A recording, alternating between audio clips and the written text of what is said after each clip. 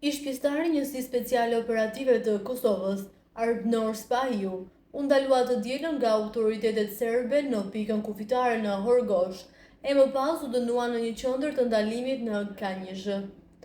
Gjatë ditës së sotme, Spahiu ka dalë para gjykatës komunale të Kikindës. Është mësuar se për Arbnor Spahiun është dënuar me 1 muaj paraburgim nga autoritetet serbe. Në lidhje me këtë gjë, ditën e djeshme ka reaguar dhe Ministria e Punëve të Jashtme dhe Diasporës, derisa për ndalimin e ish policit ka njoftuar dje avokati Arjanit Koci, i cili ka deklaruar se ka marrë përsipër mbrojtjen e tij. Arbnor Spahiu, ish zyrtar policor i njësi speciale operative, pas 2 ditësh ndalim, sot i është caktuar masa e paraburgimit 1 mujor në Serbi.